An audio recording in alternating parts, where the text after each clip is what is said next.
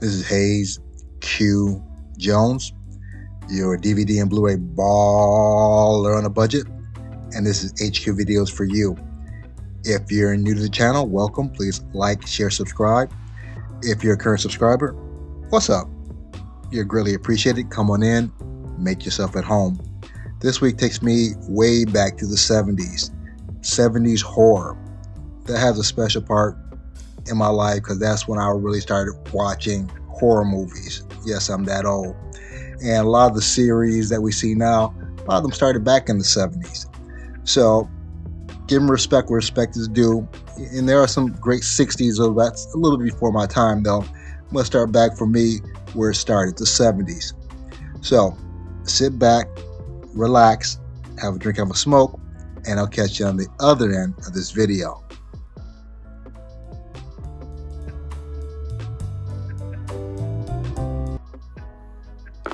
Going to kick it off with number 10 for my 1970s horror. This is the 1976 Omen. This was directed by Richard Donner, written by David Seltzer, starring Gregory Peck, Lee Remick, David Warner, Billy Whitelaw, Harvey Stevens. And there's actually another Omen coming out, which I actually saw on the signage in the theaters last week. This was originally, I think, a 20th Century Fox release, yeah.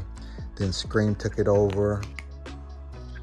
And since the original, they've had the sequels, but they actually did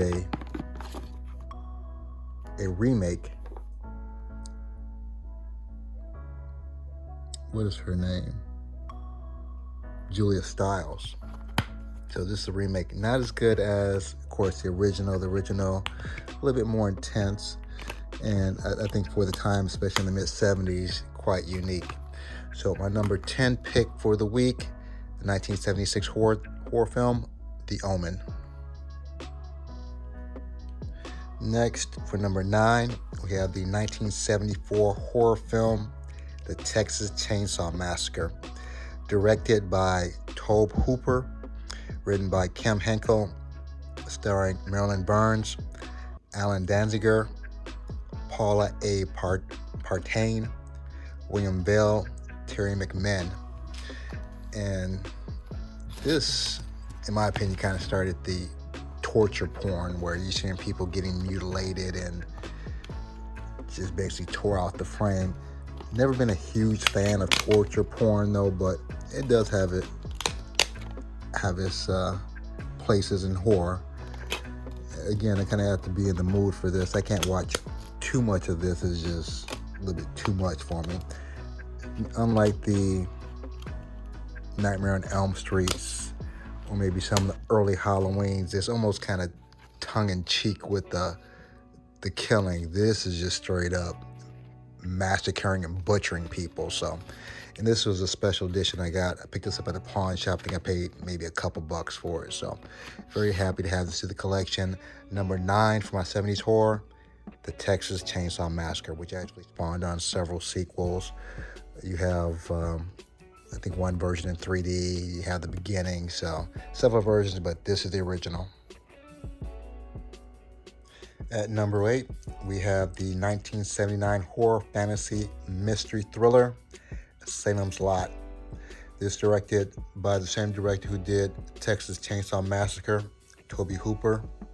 This is written by the great author Stephen King, starring David Soul. I don't know if you ever watched Starsky and Hutch from the 70s. He was either Starsky or Hutch, I can't remember.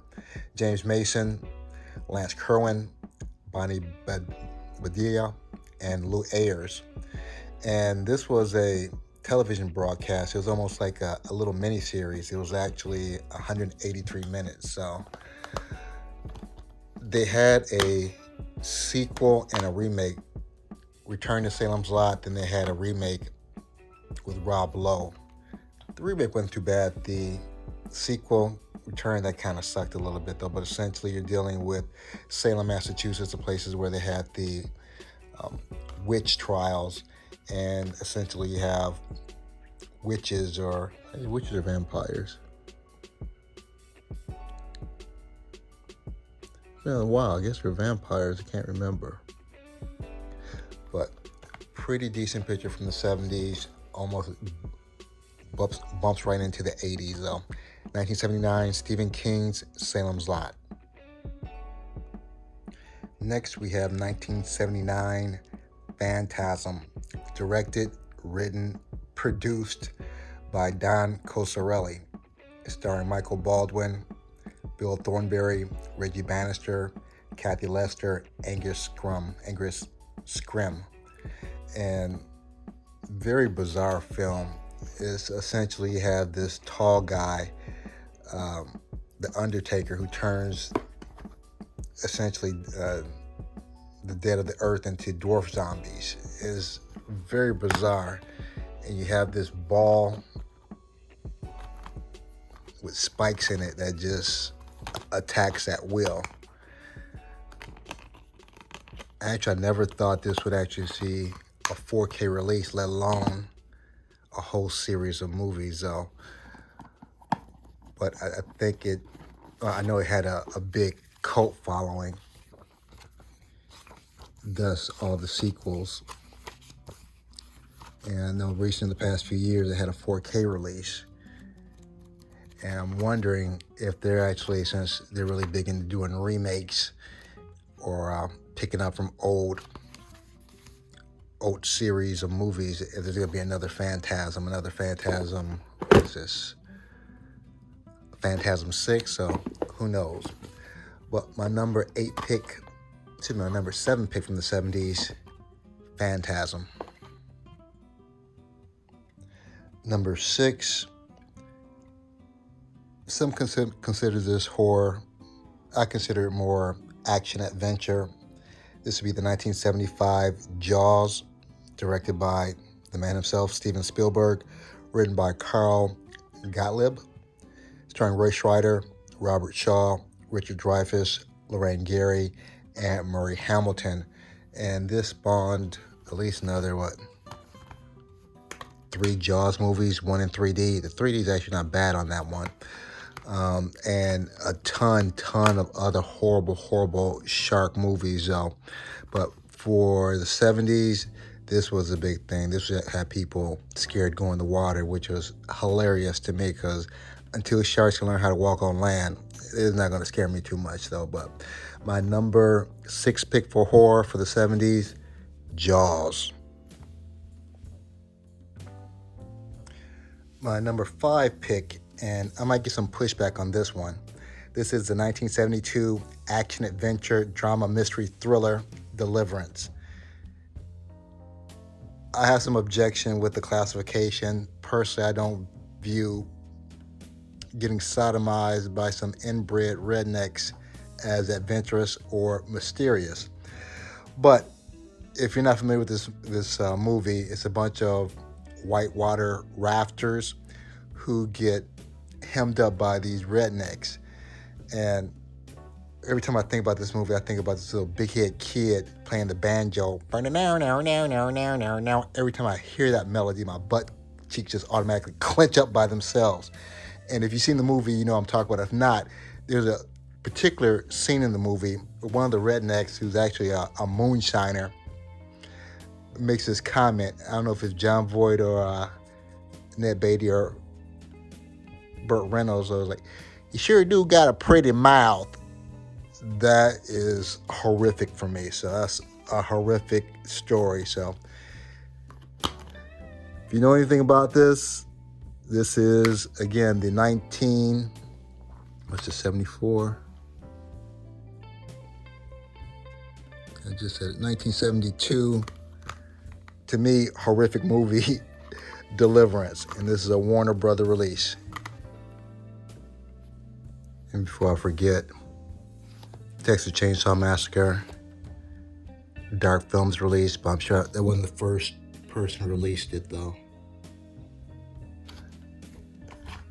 Jaws, Universal, Salem's Lot, Warner Brothers, Deliverance, Warner Brothers. My number 4 pick, in 1979 was definitely a good year for horror. 1979's The Amityville Horror. This is directed by Stuart Rosenberg, written by Jay Anson, starring James Brolin, Josh Brolin's dad, Margot Kidder, Lois Lane, Rod Steiger, Don Stroud, and Murray Hamilton. And this is actually based on a true story of Amityville. Whether the house is actually haunted or not might be questionable though, but it's based on that. And again, for the early 70s though, this was kind of the horror movie of the year. Amityville Horrorville actually came out with two other movies, one in 3D and the Amityville 2, as well as spawning a whole array of other Amityville movies and house possession type movies. So my number 5 pick, Amityville Horror. Number 3, we have the 1978 horror thriller, Halloween. This was directed, produced, written, and also says musician by John Carpenter. Starring Don Pleasance, Jamie Lee Curtis, Nancy Keys, PJ Soles, Charles Cyphers. This was the introduction of Michael Myers, and as you can see, it brought on an array of different movies. This started the big thing between Michael Myers and Jason. Always found the series fun. I think for the 70s, this is kind of the start of the slasher films franchise. So my number 3 pick, this is the old slipcover, and I know I'm not up to date because I don't know how many, I forgot, I think there's at least 3 more Halloweens in addition to these existing ones. And I forgot, the Rob Zombie ones. Didn't particularly care for the Rob Zombie ones.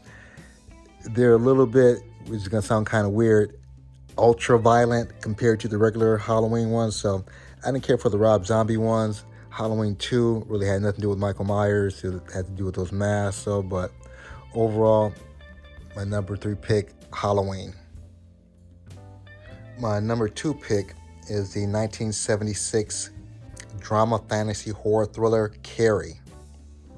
This was directed and produced by Brian De Palma, written by Stephen King, starring Sissy Spacek, Piper Laurie, Amy Irving, William Catt, and a young John Travolta.